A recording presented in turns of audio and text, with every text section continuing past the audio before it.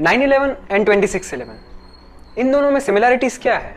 Of course ये terrorist attacks तो हैं ही, but these terrorist attacks have been carried out by extremist Islamic organizations. Muslims and Islam have long been negatively stereotyped, and that has resulted in their marginalization and bias, especially in the Western countries. News Gallup की report के हिसाब से 52% Americans और 48% Canadians ये believe करते हैं कि western societies do not respect Muslim societies, और ये डिसरिस्पेक्ट को कहते हैं Islamophobia. So where does this come from? तो चलिए थोड़ी हिस्ट्री जान लेते हैं. Islam is one of the three major Abrahamic religions alongside Judaism and Christianity. Abrahamic religion मतलब they believe in one common God and that is God of Abraham. Islam भी यही मानता है कि there is only one God and that Prophet Muhammad is the messenger of God.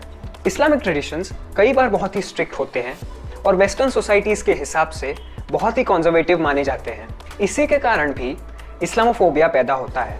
इस्लाम में शरिया law का बहुत importance है, जो कि एक सिस्टम ऑफ गवर्नेंस है जो यूएई और सऊदी अरेबिया जैसी कंट्रीज में, गल्फ कंट्रीज में पाया जाता है. India also implement sharia law for its Muslim minority but only to matters pertaining to family. Problem sharia law के इम्प्लीमेंटेशन से आती है क्योंकि शरिया लॉ के कुछ प्रैक्टिसेस बहुत ही कंट्रोवर्शियल है. Scholars think that sharia law is not compatible with democracy and women's rights.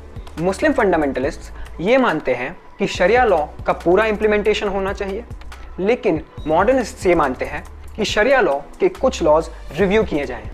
Mahathir Mohamad believes that only when Islam changes its traditions to what it was 1400 years ago can we regard Islam as a religion for ages. Extreme cases में शरिया और दूसरे Islamic text का misuse होता है और terrorist activities को बढ़ावा मिलता है, पर्टिकुलरली जिहाद डॉक्ट्रिन, जिसका मतलब है किसी नोबल कॉज के लिए संघर्ष करना.